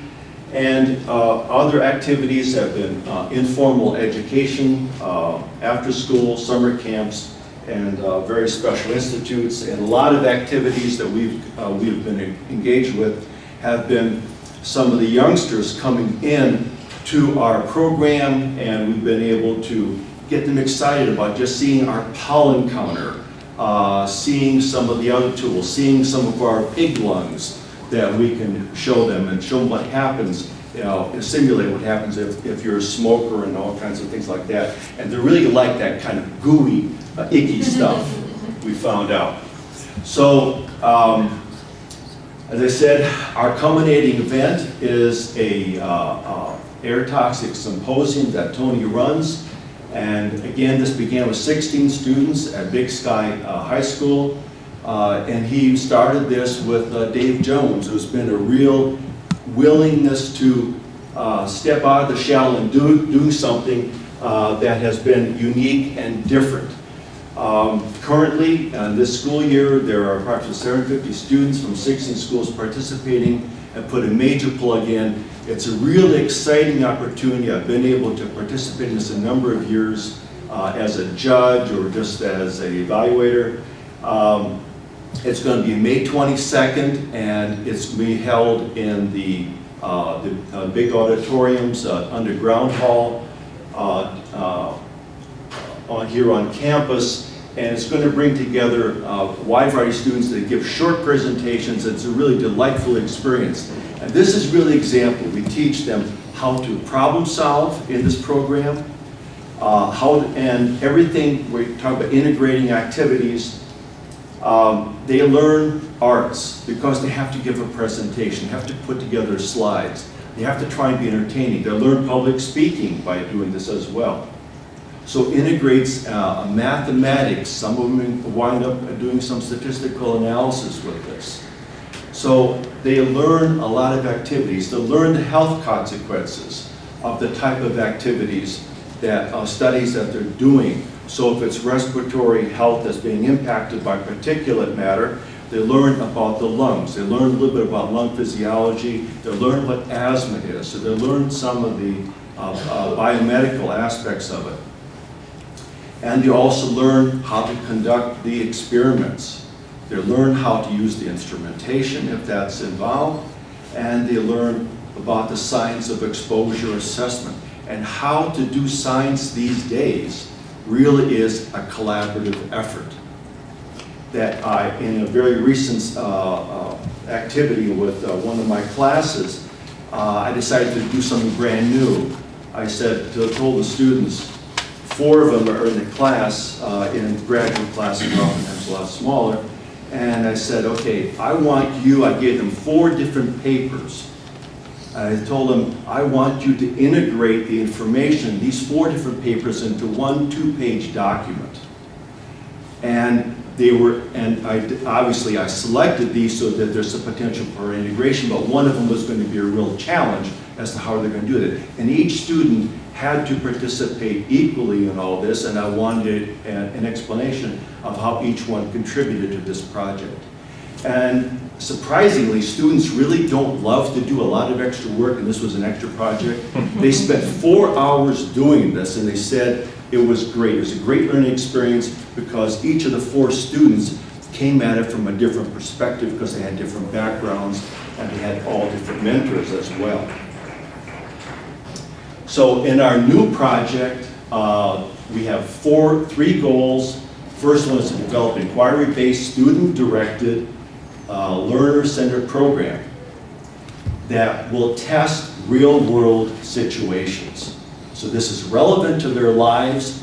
It's going to be dealing with things like radon, particulate matter, mold was one of them we were considering, we still may incorporate. Things that are relevant even to Montana, to indoor health qualities. We're going to implement this program then in, expand it into Montana, Idaho, and Alaska in collaboration with the regional partners. So we've been setting this up over a number of years. And I think very importantly, that David Overbilling has been very excited about and helping us advertise is that we've developed a professional development program for teachers. Here, this is just a cartoon of this that we're developing. It's interdisciplinary, project-based learning, different technologies. They're going to learn how to measure carbon monoxide, radon, particulate matter. They're going to get a background, how this overlaps in human health, what are the diseases that are caused by these types of exposures, say radon and cancer, get a background in that.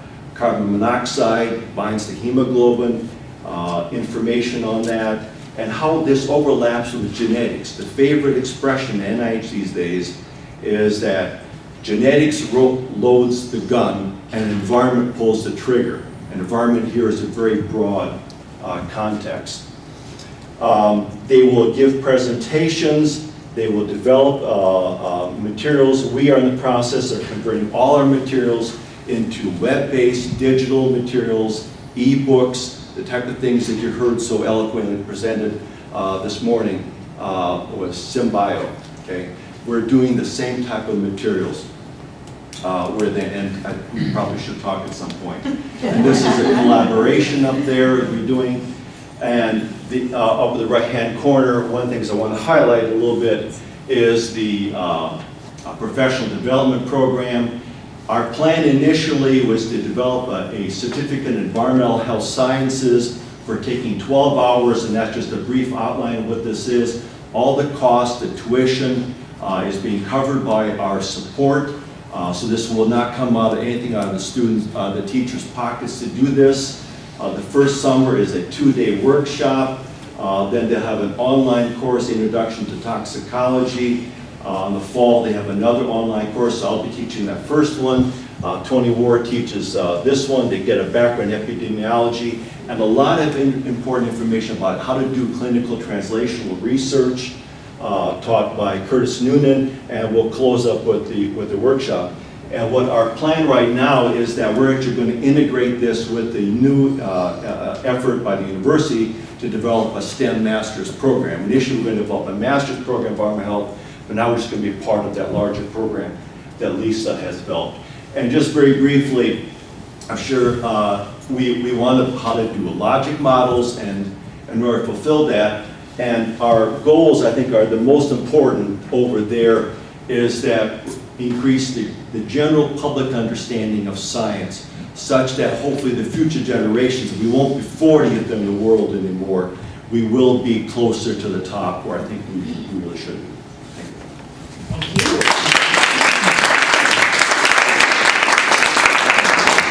And other people I hope you'll talk with soon are the people doing the Health Science Academy at Big Sky High School. Exactly. Wow.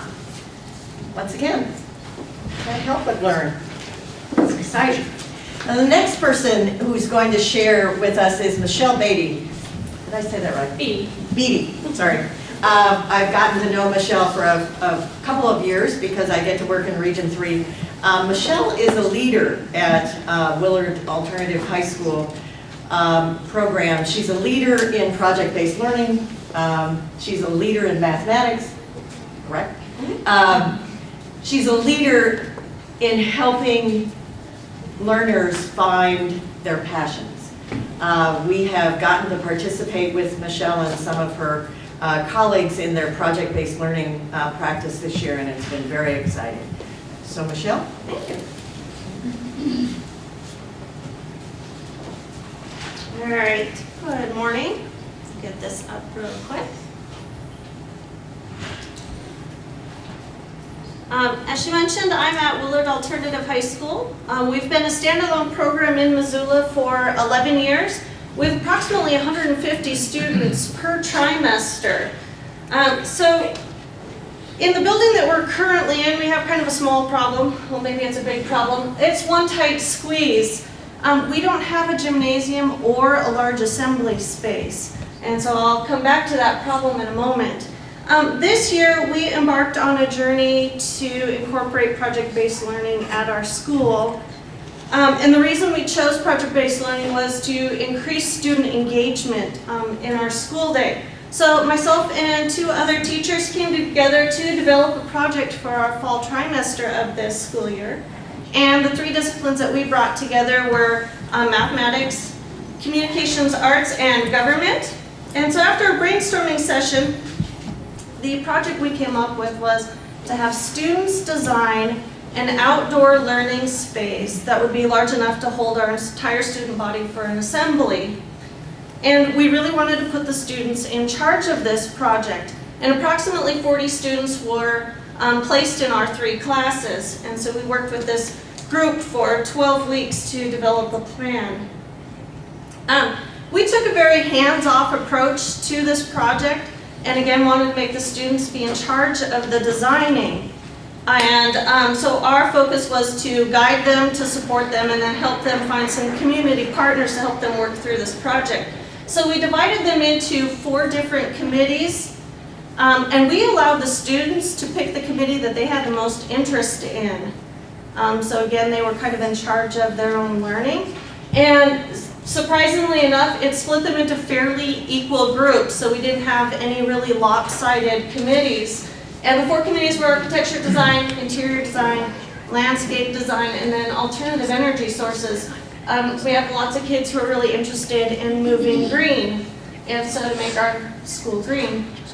So the 3 of us working on this definitely do not have expertise in any of these areas. So we relied pretty heavily on some community partners, thank Nick, he's in our audience, to help mentor these students throughout this process who were experts in these fields. And so they worked with our students many hours. We are so thankful for the community support that we received through this project. I don't think we could have made this possible without them. And so it was truly a learning experience for all of us. And since we took such a hands-off approach, as students started to put their project ideas down on paper, we had to allow them to move in new directions and take different approaches than maybe we would have thought of. And so they wanted to be able to use this outdoor space a maximum number of days per year. I mean, we're in school in the wintertime, and what good would be an outdoor amphitheater if we can't use it in the wintertime? So they wanted to enclose it with large garage doors that could be opened up in the spring and summer when the weather was nice. The project then had to take a new twist, a little bit of a problem with the estimated price tag for the project. Ouch. So they had to go back to the drawing board and reevaluate their plans. And so they decided to downsize the project a little bit and focus more on modifying and improving our current indoor space, building 1 outdoor annex, placing a rooftop garden on that annex, and then creating a nice courtyard, still a large enough space that we could all sit on it. And so as the committees began to work on this, there were several frustrations. One was having to reevaluate their plans. Another was the large number of students that we had working on this committee. 40 was a bit too many, so kind of a learning process. We had to learn to downsize as well. And so they had to learn how to communicate in their committees and then also between the committees. So there was a little bit of a challenge there. They had a hard time even reaching consensus within their committee, let alone between the other committees too. Another challenge, as I mentioned, was having to downsize their project. It was hard for them to not take it personally, so we talk again about that failure issue. They viewed it as a failure instead of just part of the process. And so learning how to go back to that drawing board and reevaluate their plans. And so that was another challenge for them. So what we had to do is have a goal for them in the end. And our goal was to have them make 3 final presentations of their design ideas. The first presentation was to our staff. Our second was to the student body so that everybody in the school knew what they'd been working on for 12 weeks. And then our third and final presentation was to our superintendent of schools, Dr. Apostle, and our mayor of Missoula, and then several other administrators throughout the school district. So they weren't just performing for their teachers, there was much more at stake with this. And so they learned lots of skills that they're going to be able to take with them throughout their lives.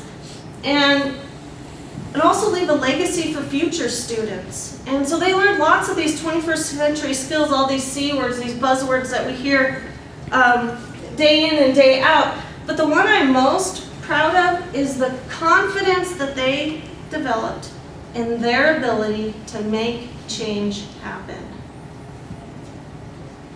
And so this project still continues today. It's not done and over with. We still have students working on this now. My 2 colleagues have continued this project in the winter and the spring trimesters. I've not been directly involved since the fall because we had too many irons in the fire. But our alternative energy group submitted a grant last November through Northwestern Energy to install solar panels on the roof of our school. And we recently received approval of that grant and hope to proceed with installation later this spring or early this summer. Right now we're just simply waiting on the engineers to come and inspect our roof. They've got the solar panels already in stock and everything, so it's super exciting.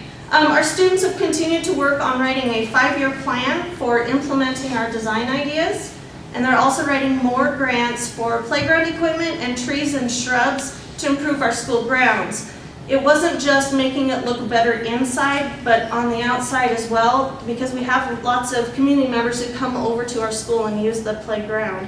So we wanted to improve all of those areas, not just inside the building, but we want everybody who drives past it to see how beautiful it is.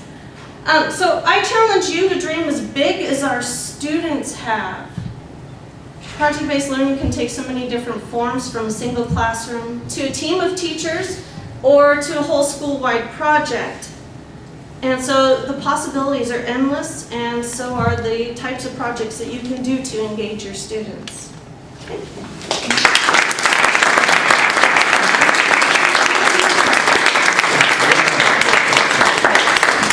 Michelle, I had the absolute pleasure of being in one of those 3 groups that she described.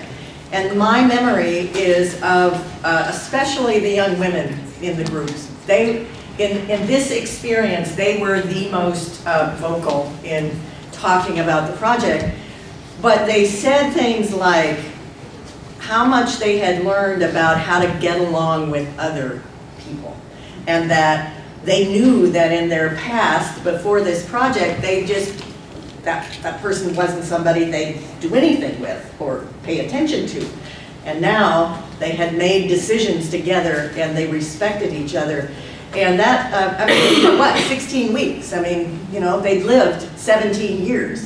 And in 16 weeks, they learned an amazing amount of information that helped them be different people and have different goals. And I think it's power. The last person that I get to introduce is Wendy Lofthouse. And Wendy Lofthouse is a teacher at Paxson. And this may be a story that I've told myself, but I think when I was principal at Lewis and Clark, I tried to hire her. I'm not sure I ever did. I wished I did, because She is an outstanding educator with an important story. Thank you. Okay, I thought maybe they were all together like they were last night, but it doesn't look like they are. Everybody's got their own special spots. Isn't that just a continuation of the slides? I saw Loft House go back. Oh, She's got it. She's got it. Lesson learned. Don't want to spoil anything, close your eyes. This one's the bottom right by the 100%. Oh, there it is, okay. Okay, nerves. Phew. Okay, that's the worst part about being last is, and see, I brought my thumb drive because I thought, well, maybe they're not on there. That's the worst part about being last though, is I feel like I need to sit through everybody's talk again. Yeah, sorry.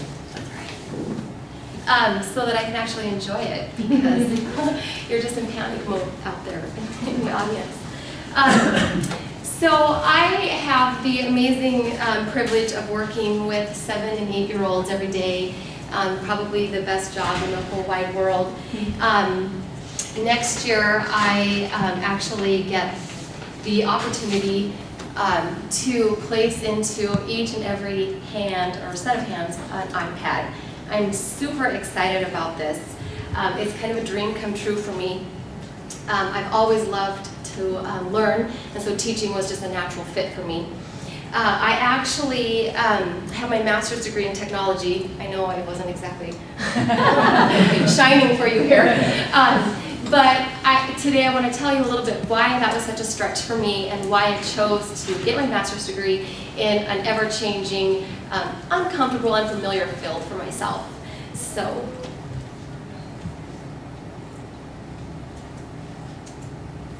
this is my son.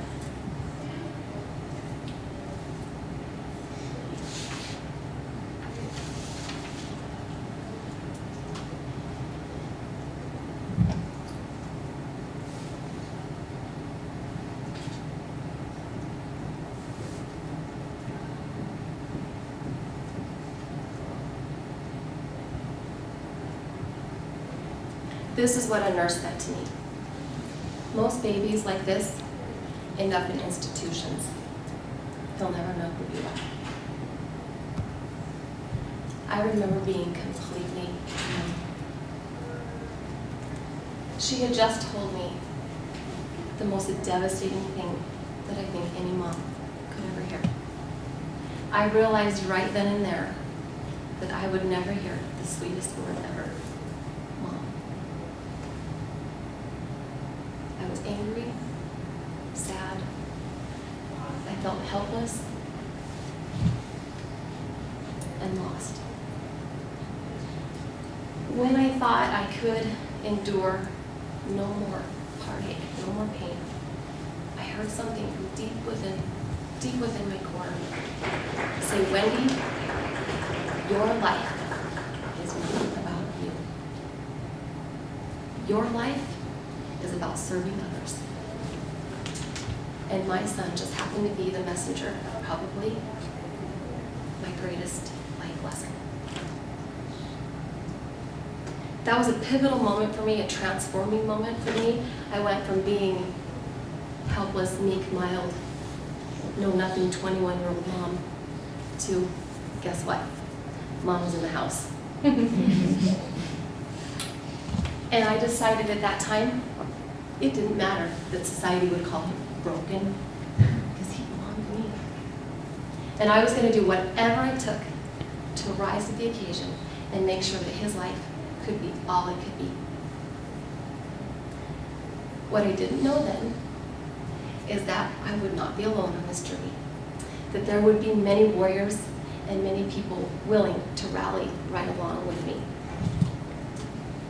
Do you know how to spell special?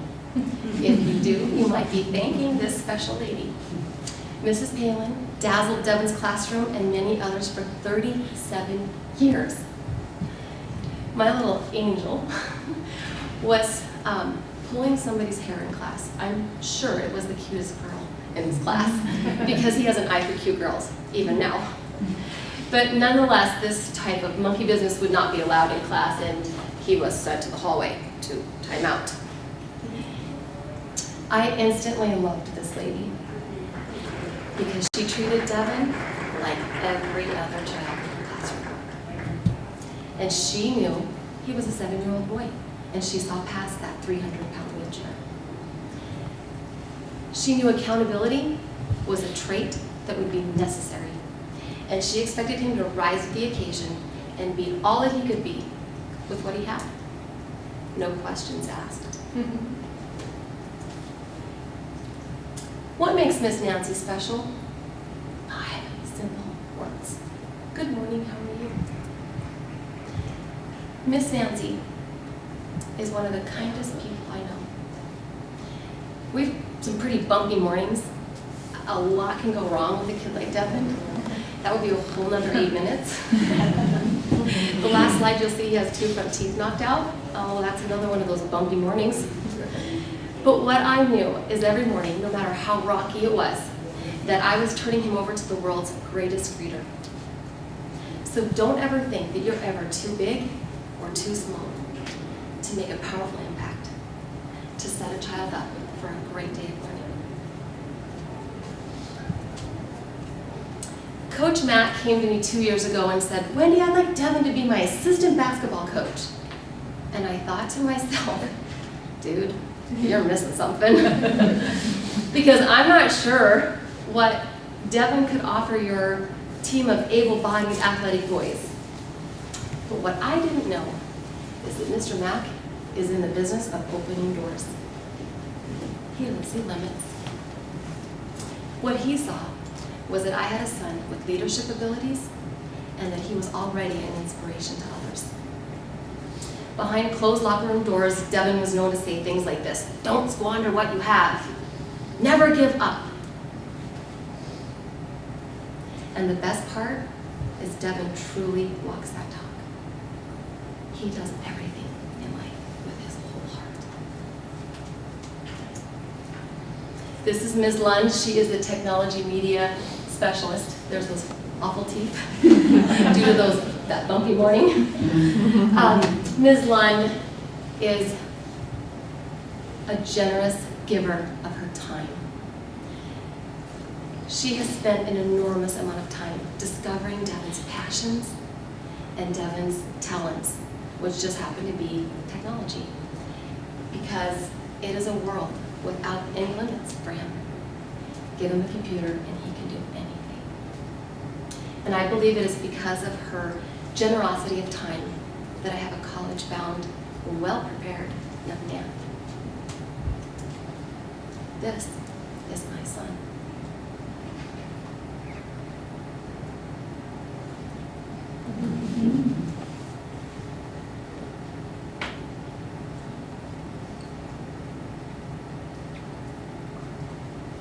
I've learned many lessons on this bumpy journey, and perhaps the most important ones from my very own son. I've learned never give up, persevere. I've learned don't squander what you have. Hold each other accountable. Open doors. But perhaps the most important thing I've learned is every child is worth fighting for. Devin's challenges made everybody think outside that box. But isn't it time we start thinking outside the box for every child?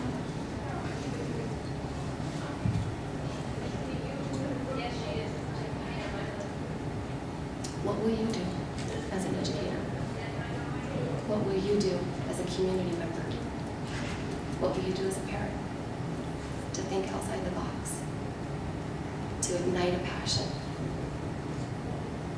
What will you do to propel a child forward into success?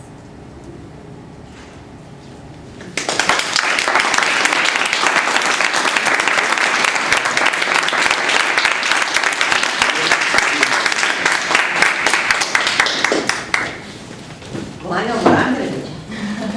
I'm going to find 5,280 audiences that get the opportunity to hear me. Yeah. So, it's your chance. We have wonderful panel members who are here for a few questions. Have we run past our time?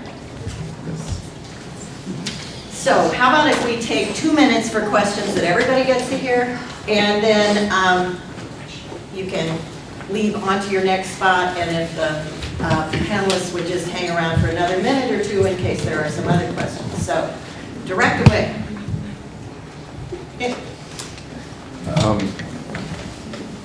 I was somebody that was helping Michelle with the Willard project, and this is more of an observation than a question, but I think it's helpful context, which is that we went into it saying what we're designing is an amphitheater, and I think what we uncovered, and the students uncovered, was that it was actually how can we make our school a more effective vessel for learning through projects?